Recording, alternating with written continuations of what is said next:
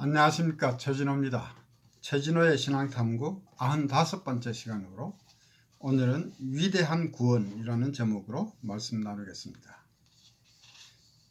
기독교의 핵심 교리를 간단히 요약 정리한다면 십자가에 죽으시고 죽은 자 가운데서 다시 살아나신 그리스도 안에서 오직 믿음으로 말미암아 하나님의 은혜로 회개하는 죄인이 의롭다 하심을 얻는 것이라고 할 수 있습니다. 우리는 그동안 사순절과 부활주의를 기념하면서 그리스도의 죽음과 부활에 대해서 묵상해 왔습니다. 오늘은 우리가 자주 사용하는 두 가지 중요한 단어인 은혜와 믿음으로부터 시작해서 구원의 의미에 대해서 중점적으로 한번 생각해 보고자 합니다. 종교개혁 이후에 기독교에서 구원과 관련된 가장 중요한 두 개의 단어를 꼽는다면 은혜와 믿음이라는 단어일 것입니다. 우리는 우리의 공로로서가 아니라 하나님의 은혜로 구원받습니다. 그리고 우리는 우리의 행위로서가 아니라 믿음으로 의롭다 하심을 얻습니다. 종교개혁의 창시자인 루터와 칼빈이 가장 첫째로 강조한 것은 구원은 오직 하나님의 은혜에 기초한다는 것이었습니다. 이에 대해서 우리에게 요구되는 것은 단순히 하나님을 신뢰하고 믿는 것입니다. 그리스도께서 우리를 위해서 십자가에 죽으셨다는 사실에 기초해서 하나님은 우리를 사랑하시고 있는 그대로의 우리를 받아주신다는 사실을 믿는 것입니다. 그러나 개신교에서는 하나님의 주도적인 행동인 은혜보다는 우리의 반응인 믿음을 더 강조하는 경향이 있습니다.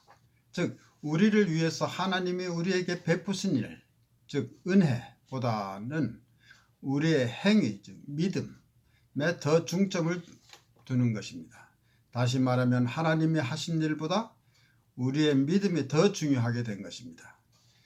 은혜와 믿음 중에서 어느 것이 더 중요한가를 따진다는 것은 다소 우습게 들리기도 합니다. 그러나 둘 다 중요하고 우리가 많이 묵상해 봐야 하겠지만 하나님의 은혜가 먼저라는 것은 분명합니다. 구원과 관련된 용어로서 성경에 의롭다 하심이라는 말이나 거룩하게 구별하신다는 말이 자주 등장합니다. 유대인들은 하나님이 모세를 통해서 주신 율법을 지키는 것이 의로워지는 것이라고 생각했습니다. 그러나 예수님의 공생의 기간에 바리새인들은 율법을 매우 강조했고 자기들은 다른 사람들보다는 율법을 더 잘 지키는 자들이라고 자부하면서 그렇게 행세를 했지만 실제로는 그 속에 교만과 위선이 가득 찬 자들이어서 예수님과 항상 대적하는 입장을 취했습니다. 바울은 로마서 3장 28절에서 사람이 의롭다 하심을 얻는 것은 율법의 행위에 있지 않고 믿음으로 되는 줄 우리가 인정하노라 라고 하였습니다. 의롭다 하심을 얻는다는 말은 실제로는 의롭지 않은 사람을 하나님이 의롭다고 인정해 주신다는 뜻입니다. 이것을 신학적 용어로 칭의, 영어로는 justification이라고 합니다. justification. 그런데 우리가 의롭다 하심을 얻는 것은 율법의 행위에 있지 않고 우리의 믿음에 있다고 합니다. 율법을 잘 지켜서 의롭게 되는 것이 아니고 하나님은 우리의 믿음을 의로 여기신다는 말입니다. 한편 바울은 고린도전서 1장 30절에서 너희는 하나님께로부터 나서 그리스도 예수 안에 있고 예수는 하나님께로서 나와서 우리에게 지혜와 의로움과 거룩함과 구속함이 되셨다고 하였습니다. 여기에서 의로움이라는 말이 나오는데 이것은 의롭다 하심을 말하는 것이고 또 거룩함, holiness, 거룩함이란 말이 나오는데 이것도 이 거룩함도 실제로는 거룩하지 않은 사람을 거룩하게 구별하신다는 것을 의미합니다. 거룩하지 않은 사람을 거룩하게 구별하는 것입니다. 이것을 영어로는 sanctification이라고 합니다. 좀 더 예를 들어서 설명한다면 민수기 7장 1절에는 모세가 장막을 세우기를 끝내고 그것에 기름을 발라 거룩히 구별하고 또 그 모든 기구와 제단과 그 모든 기물에 기름을 발라 거룩히 구별한 날이라고 라는 이러한 말이 있는데, 모세가 하나님의 명령에 따라서 성막을 세우고 성막과 그 안에 있는 모든 기구와 제단과 모든 기물을 거룩하게 구별했다는 말입니다. 장막이나 그 안에 있는 기구와 기물 등은 인격체도 아닌데 그것들이 거룩할 것이 뭐가 있겠습니까? 거룩할 이유가 뭐겠습니까?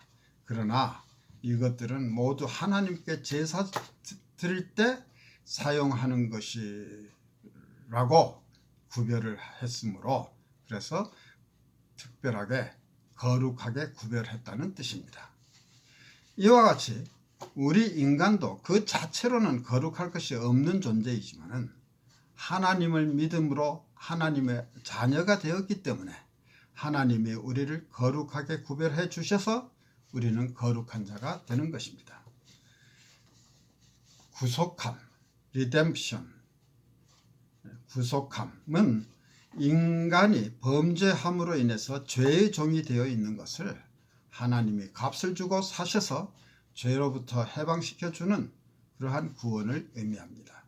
따라서 우리는 의롭지도 않고 거룩하지도 않은 존재이지만 하나님을 믿음으로 예수 안에 있으면 예수님은 우리에게 지혜와 의로움과 거룩함과 구속함을 제공하시는 것입니다.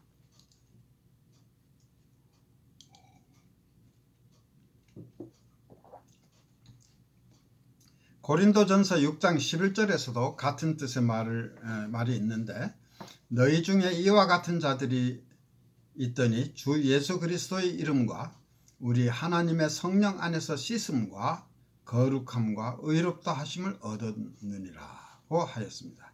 이번에는 씻음, 거룩함, 의롭다 하심을 언급하고 있습니다.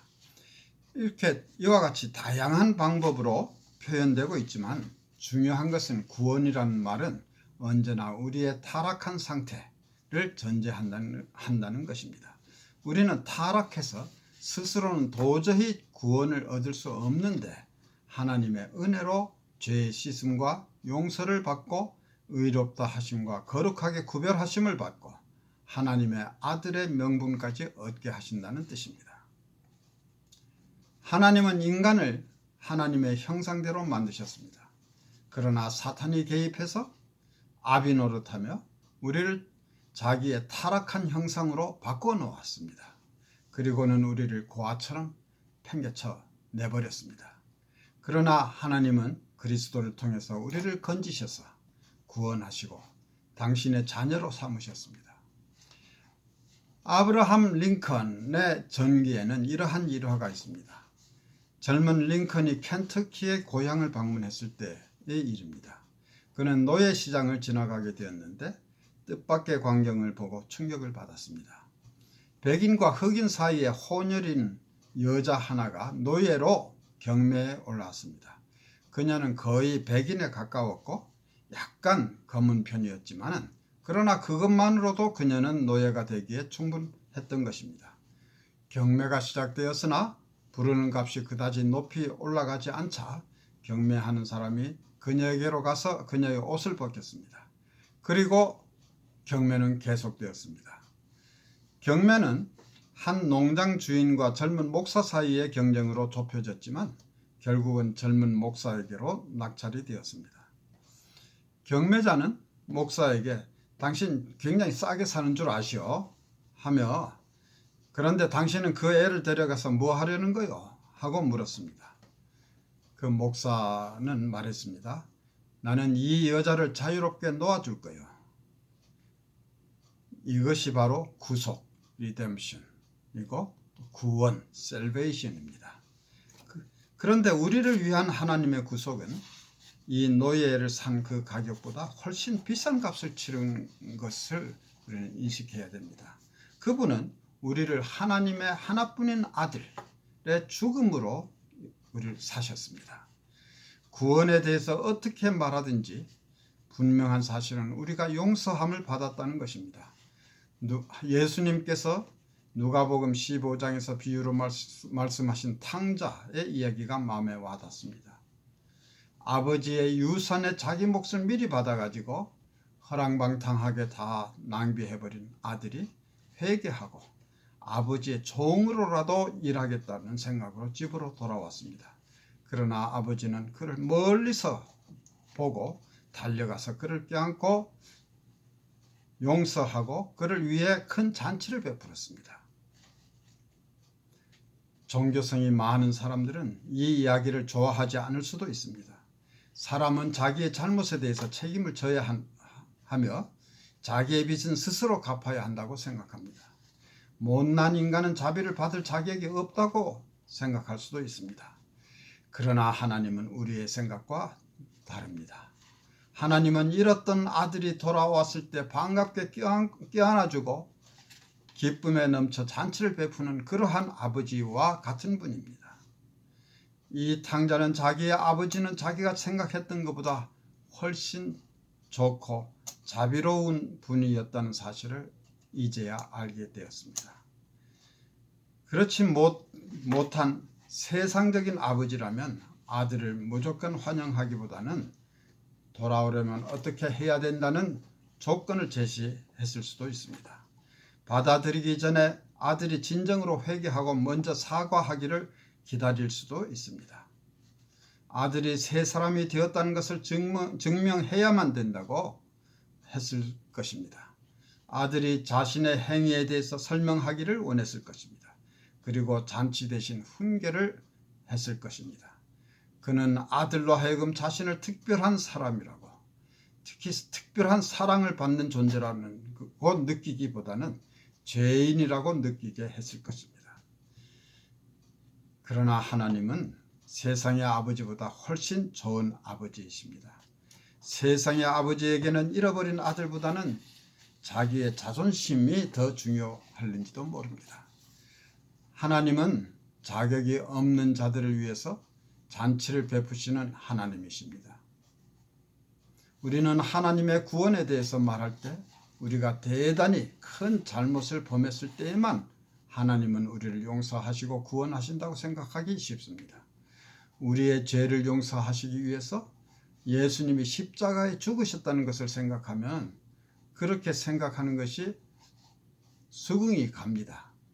예수님의 죽으심에 견줄 만큼의 그러한 죄라야 예수님이 죽으신 그 가치가 보람이 있는 것이고 그래야 균형이 맞는다고 느껴질 수가 있기 때문입니다. 그러나 사실 우리는 살아가면서 크든 작든 많은 잘못을 범합니다. 실수는 말할 것도 없고 온갖 종류의 악한 일을 저지르기도 합니다. 그럴 때 우리는 부끄러워하면서 하나님을 피합니다. 우리는 가능하면 나의 부끄러운 일은 하나님께 숨기고 싶어 합니다. 우리가 아무리 감추려고 하더라도 하나님이 이미 다 알고 계신데도 말입니다. 사실은 그때마다 하나님을 피할 것이 아니라 모든 것을 고백하고 용서를 구하면 하나님은 용서해 주시는 분이라는 것을 우리는 미처 생각하지 못하는 것입니다. 하나님께 무언가를 숨기고 있다는 마음을 가질 때 하나님을 대하는 나의 자세는 떳떳하지 못하고 기도하기도 두려워집니다. 그러나 그런 두려움을 떨치고 하나님께 기도하면서 고백하고 나면 내 마음이 홀가분해지는 것을 느낍니다. 그리스도 안에서의 구원이란 바로 이런 것입니다. 하나님의 위대한 구원인 것입니다. 여기에는 용서, 구속, 깨끗하게 하심, 의롭다 하심, 거룩하게 구별하심, 그리고 자녀 삼으심을 모두 포함하는 것입니다. 감사합니다.